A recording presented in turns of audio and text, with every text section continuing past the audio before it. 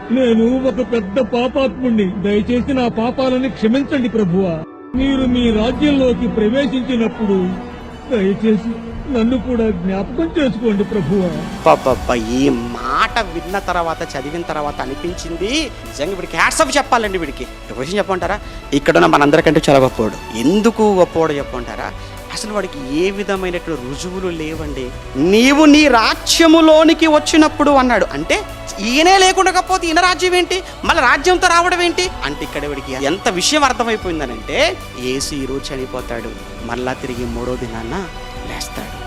లేవడముతో ఆయన రాజ్యానికి పునాది ప్రారంభం అవుతుంది. ఇదిగో పెంతెకోస్తు పండుగ దినాన 3000 మందితో ఆరంభం అవుతుంది. ప్రపంచ వ్యాప్తం అవుతుంది క్రైస్తవ్యం, క్రీస్తు రాజ్యం.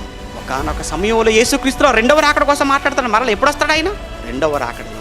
అంటే యేసు 2వ మారు ఈ లోకంలోనికి నీతో పాటు పరిశుద్ధులతో నీ రాజ్యముతో పాటు వచ్చినప్పుడు, అయ్యా నన్ను కూడా కొంచెం జ్ఞాపకం చేసుకుంటావా, నన్ను జ్ఞాపకం చేసుకుంటావా, నన్ను జ్ఞాపకం చేసుకుంటావా, జ్ఞాపకం చేసుకుంటావా అని మాట్లాడుతున్నాడండి.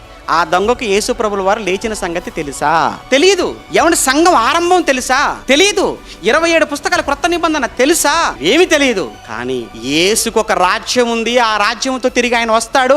ఆయన తీసుకొని వచ్చి ఆ రాజ్యంలో నేను కూడా ఉండాలి అని కోరుకున్నాడు అని అంటే ఎంతగా నమ్మాడు యేసుక్రీస్తుల వారిని, ఆయన రాజ్యాన్ని. ఒక్కసారి నువ్వు ఆలోచించు. ఇక్కడ కూర్చున్న మీరంతా పరలోక సభ్యులు, పరలోక పౌరులు. ఒక్కసారి మిమ్మల్ని మీరు ప్రశ్నించుకోండి, నిజంగా నేను పరలోకానికి వెళ్ళగలిగేటువంటి అర్హత కలిగిన వాడిగానే ఉన్నానా?